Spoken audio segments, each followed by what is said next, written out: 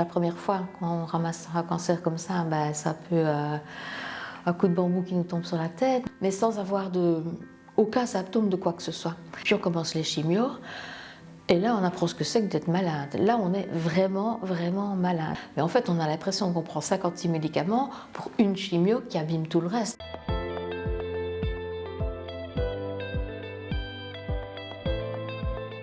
Je m'appelle Jacqueline et en 2005, on a découvert une tumeur du sein. Donc j'ai été opérée, j'ai eu de la chimio, j'ai eu des rayons et puis une hormonothérapie. En 2012, tout était terminé, ça se passait bien. Puis en 2018, j'ai fait une première récidive. Là, on a de nouveau opéré. On a d'abord enlevé la tumeur, puis on a enlevé un sein, puis le deuxième. Et donc voilà, je suis sortie de ce cancer de 2018, de nouveau en rémission, ça devait bien aller. Et en 2022, là, ça a été vraiment le coup d'assommoir. J'ai appris que j'avais des métastases. En fait, quand on vous annonce que vous avez un cancer, vous n'êtes pas forcément mal. En tout cas, dans mon cas, moi, je ne ressentais absolument rien. Je n'étais pas fatiguée, je n'avais mal nulle part, je ne sentais même pas de grosseur au sein, rien du tout. Quand on m'a annoncé que j'avais un cancer, je suis tombée des nues. Puis on commence les chimios, et là on apprend ce que c'est que d'être malade. Là on est vraiment, vraiment malade. Voilà, on a une maux d'estomac, on a des indigestions, on a des intestins, la peau, les muqueuses, les cheveux qui tombent, là c'est tout qui commence à tourner à l'envers. Et là on se dit mais qu'est-ce qui nous arrive, mais qu'est-ce que c'est? C'est un ouragan, on est prise dans une tempête et on n'arrive pas à maîtriser. Mais en fait on a l'impression qu'on prend 56 médicaments pour une chimio qui abîme tout le reste. Franchement, ça n'allait pas. J'étais vraiment prête à laisser tomber les bras. Je ne vais jamais m'en sortir de ce truc-là, ça ne va pas. Et un jour, je suis arrivée chez mon oncologue, Madame Barbeau, et donc elle m'a dit, je vais vous inscrire, vous allez prendre rendez-vous à l'espace Vivi. Et vous allez voir, ça va vous faire du bien, et pour être sûr que vous y alliez, je vous y inscris moi-même. Et je suis venue en me disant, oui, allez, je viens une fois, et puis ce sera bon comme ça, parce que je ne vois vraiment pas ce que ça va pouvoir m'apporter. Dès que j'ai rencontré les gens de là-bas, j'ai eu comme un lâcher-prise. La première fois, j'ai vraiment craqué. Mais je suis sortie de là, j'étais comme apaisée, soulagée. Je me disais, allez, il y a une solution, ça va aller, j'ai besoin d'aide, et l'aide, je vais la trouver là. Et franchement, ça m'a super, super bien aidée.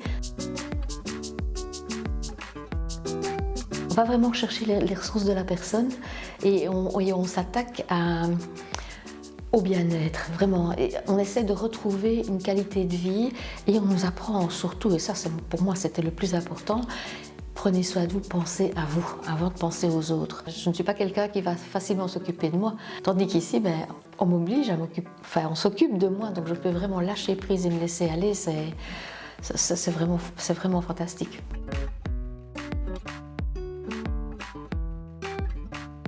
C'est une source ici, une source d'énergie, vraiment. On a l'impression qu'on dépose son sac avec ses soucis et puis on se laisse aller. C'est quelque chose de non seulement d'utile, mais de confortable et de rassurant, d'encourageant. On reprend courage quand on sort d'ici. Ce sont vraiment des soins qui sont... pour moi, c'est vraiment très important.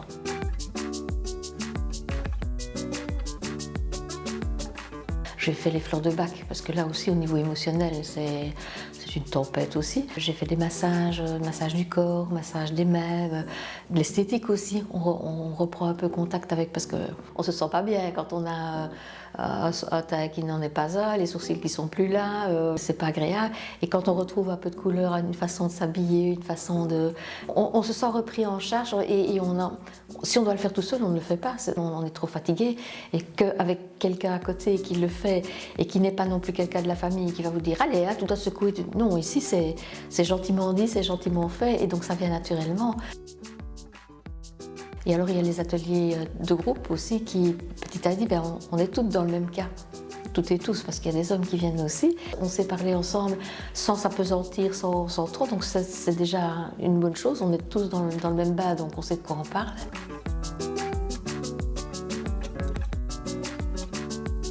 Il faut essayer. Si ça ne va pas, ça ne va pas. Mais on n'a rien à perdre à essayer. Et c'est tellement paisible, ça nous remet en face de nous-mêmes. On apprend des nouvelles choses, mais on est hors du temps. On est hors du temps. Quand je suis dans le moment, que je sois dans un soin, une promenade, un atelier cuisine, ben j'y suis et j'en profite un maximum, mais je ne pense pas à ce qu'il y a après. On arrive à se dire, allez, il y a quand même encore des bons moments à vivre et on va les vivre, et on les vit beaucoup mieux. On les vit beaucoup pleinement.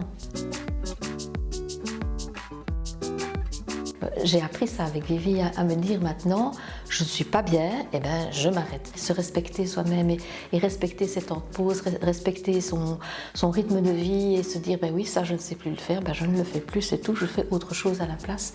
Je pense que c'est vraiment quelque chose qui donne de la qualité de vie. C'est un proverbe qu'on m'avait déjà donné, il ne faut pas donner des années à la vie, mais il faut donner de la vie aux années. Et là, ici, ben, c'est vraiment ce que j'apprends à faire.